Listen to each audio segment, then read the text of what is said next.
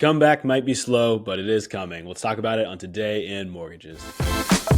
Hey, what's up, Dreammakers? Welcome back to the show. We're talking about what's real, what's hype, and what you should actually be paying attention to out there in the world of mortgage and real estate news. It's Today in Mortgage. Rich, we took a little bit of a time off last week, but we are back here to talk, looking forward, not just to the immediate future, but to next year and beyond. Things are improving.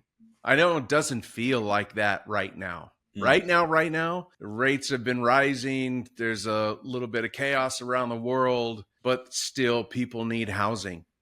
People are buying and selling homes as we speak. So, we're a little slightly below what the expectations were for the year so far. When we started the year, we're like, okay, this is where the industry is going to be. This is how much we're slightly below that. But looking up for next year, things are growing. All the green shoots are showing. Once we get past the election and into some more normal times, I think we're going to start to see even better things to come. Well, Rich, you're not the only one that says that. We're looking at an article today from National Mortgage Professional. It says lending environment expected to improve. So what this article does is it kind of walks through where we're at now. So, Rich, let's first talk about where they're saying in this article we think we're going to end in the industry in the end of 2024. Yeah, it looks like we're going to be at right about 1.8 trillion in originations.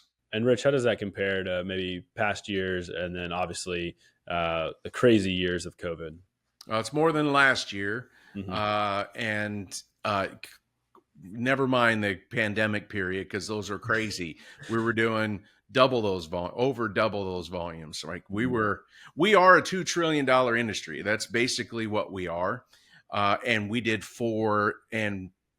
over 4 trillion for a couple of years in 2020, 2021. So we stretched ourselves thin because loans were falling from the skies. Rates were low. Like it was just abnormal for our industry. So we proved we could do a lot more than what we usually do. So that was a good thing. So ending 2024 at 1.8 trillion in volume. Let's look at 2025 and talk about what that could look like. Yeah, well, the MBA is saying, the Mortgage Bankers Association is saying that we're going to do 2.3 trillion. So most of that is going to be purchase. There's going to be an increase in refinances, assuming rates come down. I mean, just look at what happened for a couple of weeks in September.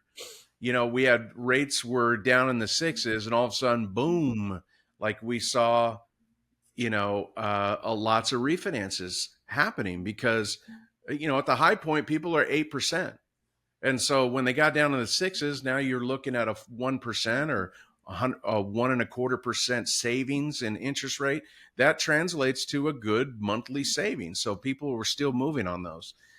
But listen, we're going to do more. We have to do more. Like, people need to buy and sell homes. And once they're more comfortable with these elevated interest rates, they're just going to move on with life. It is what it is. Well, Rich, we're looking at that rise next year and then maybe even more the following year. It kind of projects out all the way to 26, 2027. I don't know if those are just, pie in the sky. Obviously, they have some data to support these predictions, but the trend line here is up and to the right. So that's good news, right? Yeah, totally. Yes. I mean, we're just at a low point. We've been in for 18, 20 months now, and we're just starting to see like the green shoots of the industry starting to really come back. This period has been volatile. It's been a little chaotic. It's been, you question yourselves and wonder why you're in this business. But it's also been a big learning opportunity for many of us. We're learning what affects the markets. We're learning, how to prepare and plan for the next step. What's the next thing coming? We're seeing new builds so now we're all like working, how do we build our relationships with builders? And because that's where a lot of the growth is going to come in our industry. So it's been a period of despair, definitely, but it's also been a period of planning. Like, be good, be better coming out of this than you were going into it. And that's where at least a lot of our pros at network funding, that's what they've been focusing on, is learning new things, understanding how the markets work and where the opportunities present themselves. So it's been great. Yeah, Rich, it's definitely the kind of the pressure of the industry that kind of compresses the good people down into the diamonds when they come out of this period of lower production, really elevating them whenever there's more opportunity coming out of that period. So we're excited about that. You're playing a huge part in that here at Network Funding to help refine those diamonds. And I want to make sure everyone out there knows that if you're interested in becoming a part of the best network in mortgages, learning how you can really refine your business, click on the grow link below. We'll get you all the information you need to know about how to join the best network in mortgages. Rich, we won't spend too much time on this. I think that we're going to link the article below and people can go check it out for themselves. But you mentioned it several times. We're optimistic. We've been optimistic this year. It has taken a little bit longer, but we know, like you've always talked about, the demand is there. So, Rich, what are you most excited about rolling into 2025? Well, like every 4 years, the election period is it's just nonsense. And I want to get beyond that and just get into a period where people are starting to really see the growth. Once internally in our industry, we really start to see, moving a few steps forward. That's where momentum takes over.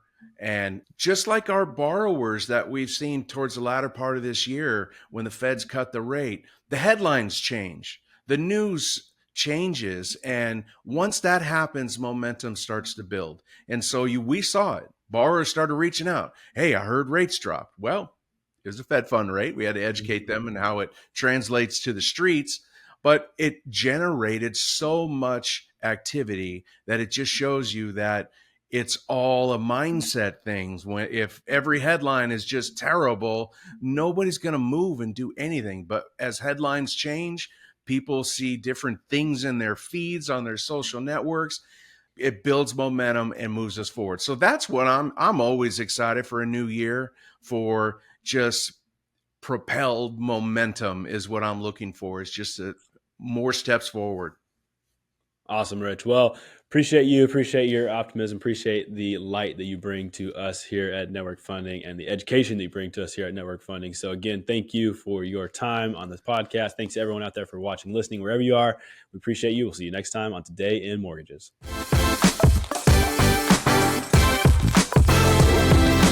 Today in Mortgages is produced by Network Funding LP, which is an equal housing lender, NMLS 2297. The content of this program is meant to be a commentary on mortgage and real estate news, and any discussion of rates and or products should not be taken as an individual mortgage or home buying advice or pricing estimates. And any commentary on this show should not be considered a promise to make a loan.